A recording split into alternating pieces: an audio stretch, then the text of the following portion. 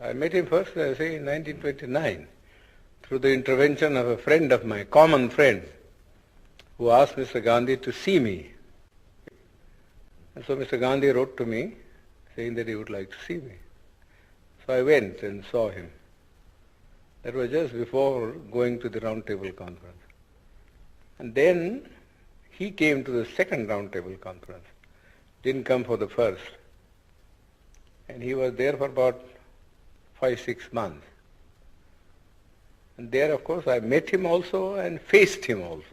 Then, once thereafter, he also, after the signing of the Pune Pact, asked me to come and see him. So I went to see him. He was then in jail. But that's all the time that I have met him.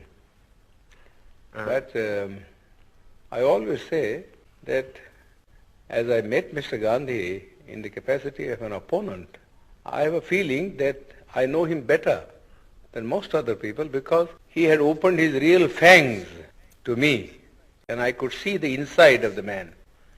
You see, while others who generally went there as devotees saw nothing of him except the external appearance which he had put up as a Mahatma. But I saw him in his human capacity, the bare man in him.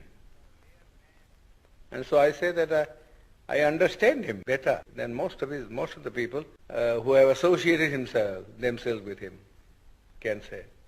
So how would you sum up what you found in him? Well, I must say at the outset that I feel quite surprised, you see, at the interest which the outside world, Western world particularly, seems to be taking in Mr. Gandhi. I cannot understand that. So far as India is concerned, he was, in my judgment, an episode in the history of India, never an epoch maker. Gandhi has already vanished from the memory of the people in this country. His memory is kept up because the Congress party annually, if he gives a holiday, either on his birthday or some other day connected with some event in his life, has a celebration every year going on for 7 days in a week. Naturally, people's memory is revived.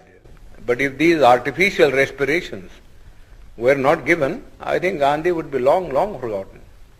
You don't feel then that he fundamentally changed the aspect of... Not at all. Not at all. In fact, he was all the time double dealing. He conducted 2 papers, one in English, the Harijan, and before that, Young India. And in Gujarati, he conducted another paper, you see, which is called the Dinbandhu or something like that. Now, if you read the 2 papers, you will see how Mr. Gandhi was deceiving the people. In the English paper, he posed himself as an opponent of the caste system and of untouchability, and that he was a Democrat.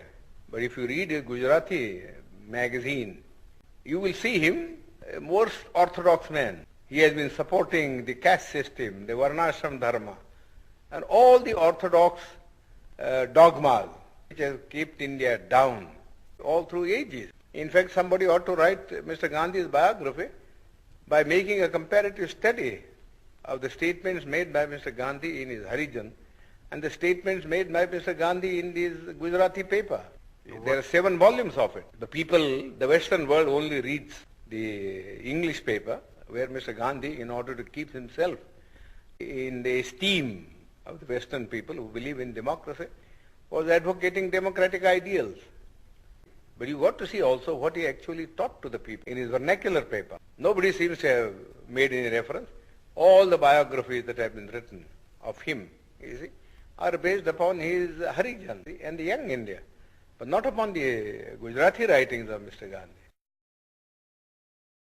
Then what were his real intentions with regard to the scheduled castes in the structure? Well, he only wanted, you see, there are 2 things about the scheduled caste.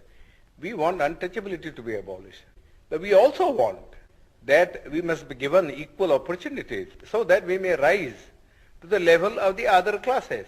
Mere washing off of untouchability is of no consequence. We have been carrying on with untouchability for the last 2,000 years. Nobody has bothered about it.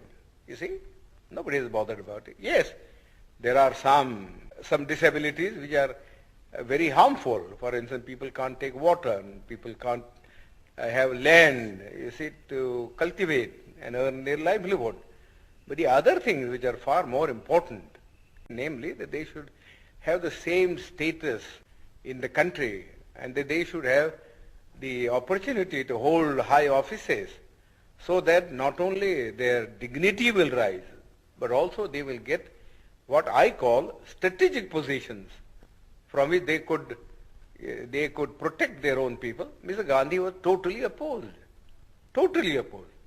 He was content with things like temple entry. Temple entry, that was all the thing that he wanted to do. Which is nobody cares for Hindu temples now. The untouchables have become so conscious of the fact that temple going is of no consequence at all. You live in the untouchable quarters, just the same, whether you went into the temple or whether you didn't enter the temple. People, just as for instance, people at one time would not allow the untouchables to travel by railways because of pollution. But now they don't mind because the railways won't make any separate arrangement.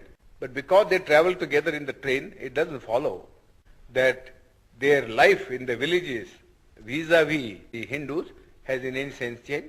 Whenever the Hindu and the untouchable alights at a railway train, see, they assume their old robes. So you would say Gandhi was an orthodox Hindu? Yes, he was absolutely an orthodox Hindu. He was never a reformer. He has no dynamics in him. All this talk about untouchability was just for the purpose of making the untouchables drawn into the Congress. That was one thing. And secondly, see, he wanted that the untouchables should not oppose his movement, Swaraj. I don't think beyond that he had any real motive of uplift. He wasn't like Garrison in the United States, who fought for the Negroes.